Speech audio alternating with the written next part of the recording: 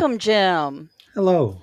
How- Jim is going to be one of 54 authors at the Festival of Books and Creativity at the end of June in Novi, Michigan. We are really looking forward to our event. And Jim, share with us about your books. Okay. I'm a self-published author, and next year I will have been published by a small press. Hmm. My self-publishing novels are all fairy tale based adult fantasy, high fantasies. Mm-hmm. But at the show, I will be debuting like a urban fantasy, sort of an Mm. espionage adventure Okay. novel, standalone novel. I don't have a copy of it. Unfortunately, today I have a picture of the front cover, so I can show that today. But I can, Awesome. Show that. We love yeah. to see front covers. Oh, you want to see the front cover of that? So Yes. sure, here it is. It's let me back it up a little bit. Ooh, Yeah. So awesome. that, yep, it's called the Department of Extraordinary Immigration and Delivery, and that's Hmm. it's a mouthful, but the Yeah. subtitle, if you take the first letters, the subtitle is Deed, so I call it Deed. Ah, okay. Okay, so that will be available at the show.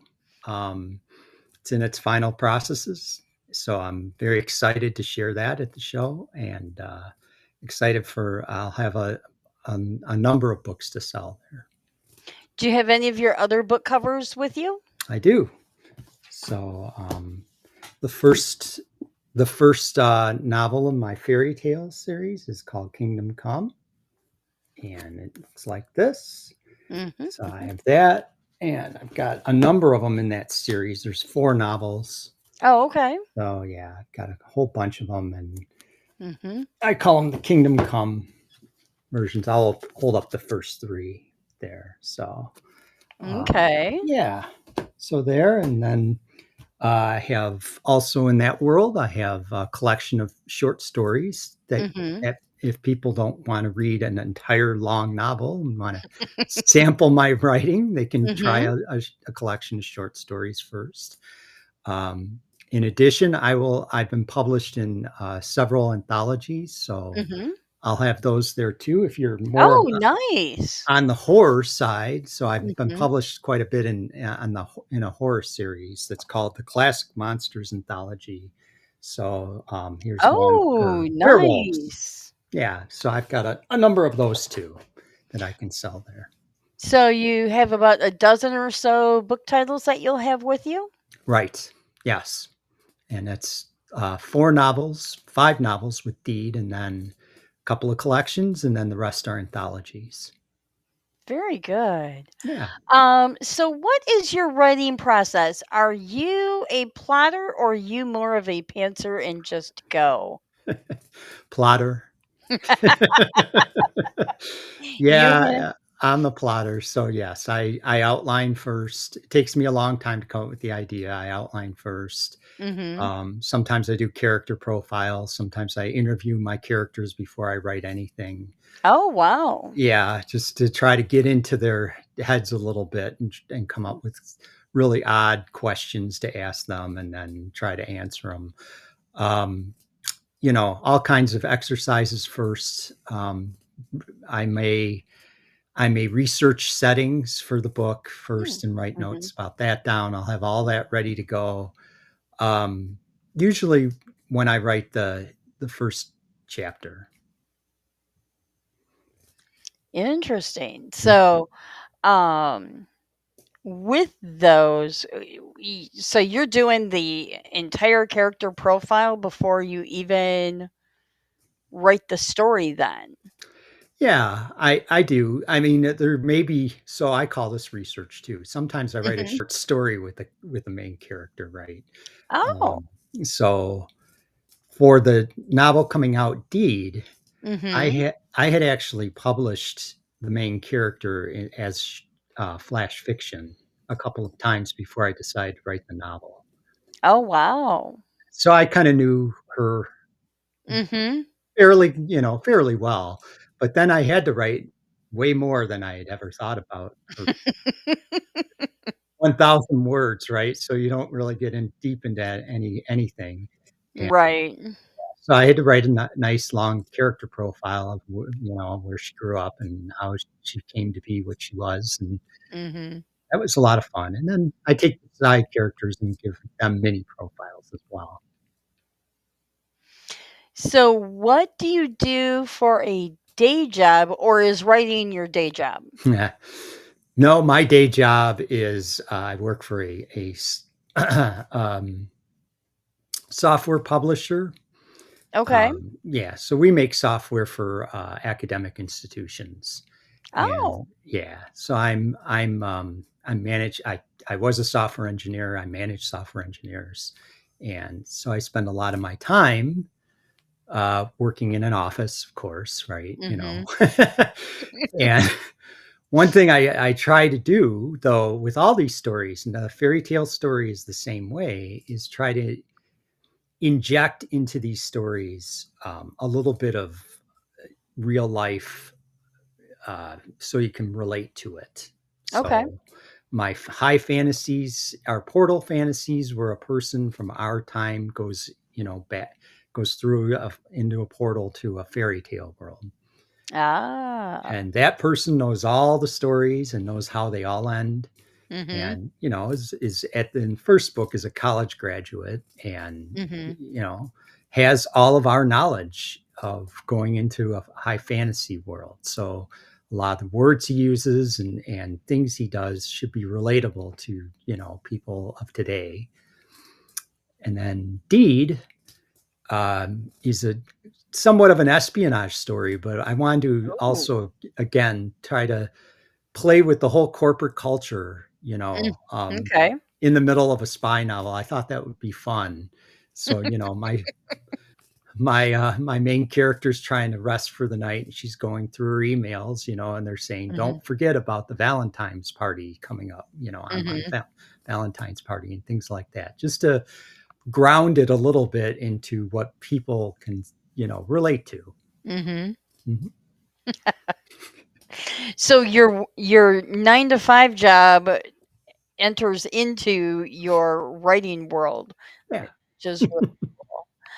So, what do you have on the horizon? I know you're just getting Deed done. Mhm.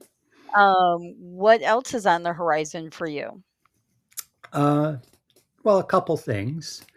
I briefly mentioned I do have a book contract next Mm. year with a publisher named Rowan Prose Publishing, Mhm. and they're in May of 2026. They'll Okay. publish a YA horror novel that I wrote.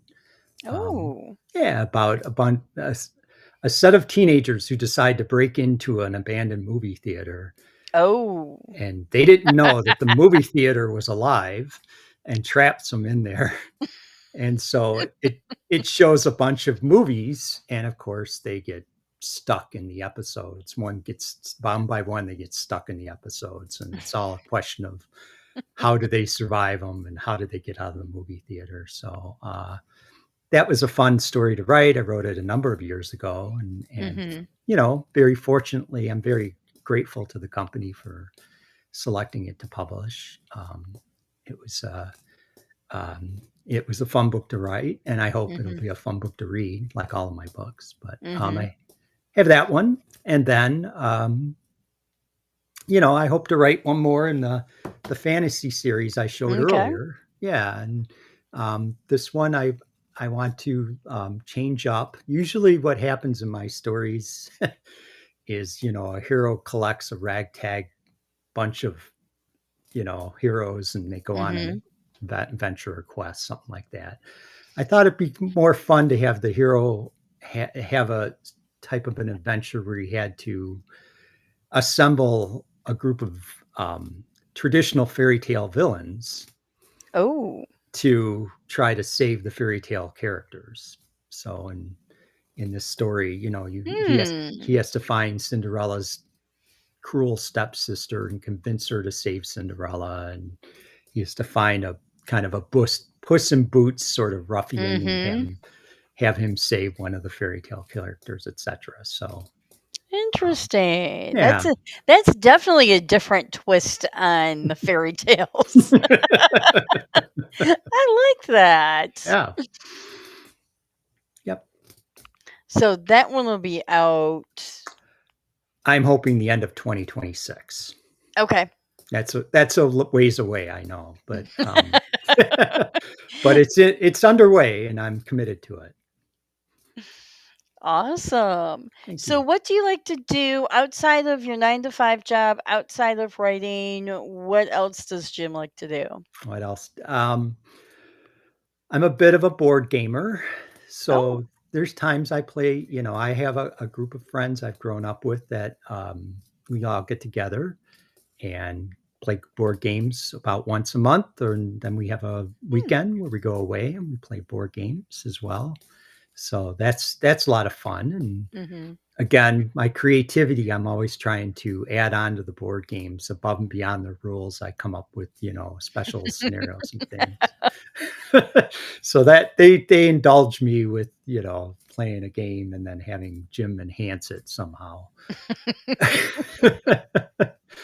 Other than that, I'm married. I have traditional things with that and family trips and such. And I Mhm. like to travel. And I wish I had more money to travel and more time, but I don't, like most people. So one of the things I enjoy doing for the Deed novel, since it's set all over the world, is research places to go. Ah. And of course, that makes me want to go there, right? So Mhm. one of the locations is Greece, Oh. and for the life of me, I've never really thought of going to Greece for any Mhm. reason until I started researching it, and now I really want to go to Greece. So you've got your list of where to travel for when Jim retires. That's right. Awesome. So what board games are you playing and how give us one example of how you're modifying them or extending them? Okay. There's a board game, um, and uh, it's called Touch of Evil. Hmm. And Touch of Evil is a game, uh, board game where you play either against each other or cooperatively against the game. Hmm. And it Okay. has a big bad in the form of some type of villain, a headless horseman or a scarecrow or something like that. Oh, okay. Yeah, and you play a character and you're wandering. It's set in the colonial time, so you're wandering around the board trying to collect clues about the bad person and kind of bulk up and to take the bad person on. And the company has went on to other things, and every once in a while they'll release something, but not often. Mhm. So I've created monsters for that game to play Oh, against, okay. and I've created extra rules to beef up some of the monsters in that game. So, things like that. And I buy miniatures for that game and get them in there and just so we're playing with the basic rules and the basic cards, but then I Mhm. have just a couple of extra things that allow that, extra different sort of experience that we haven't played before. So it just keeps it new, keeps it fresh, keeps, Right. you have a different experience with the game. And do you guys stick with that board game or do you have like a list of board games that you are going through? Oh, we have a list. Yeah, and then we can't bring all of them, on our trip, so Okay. we send the list around and say who wants to play what this time. And a number of us have several board games that we bring. And yeah, and we always bring more than we play. We never play everything we bring because there's so much we could do. And it's I actually, on that trip, I actually pray for rain and gloom and cold because right, because I want to stay in the house. I don't want it to be sunny. So we look out the window. I look out the window and say, I really should be outside, but I'd rather play this game, right? So yeah, So you guys will go and rent like an Airbnb type instead of a hotel? exactly. Yes. Oh, Yes. And we go around. We're all based in Michigan, so okay. we've been all around the state of Michigan, at different places, north, east, west, all over the place. Awesome. Well, it sounds like you guys have a great time, whether it's indoors or outdoors. Right. Um, and I'm looking forward to meeting you in June and all of your awesome books and anthologies. And I think that is so great that you are bringing the anthologies that you're a part of, because that's one thing that I see people, they're a part of an anthology and they don't necessarily promote the anthologies. Oh, And I'm like, why would you not? You're in there, but you know, I'm glad to see that. That'll be really good, and I look forward to meeting you at the end of June. thank you. Thanks for coming on today. Thank you very much. I loved it.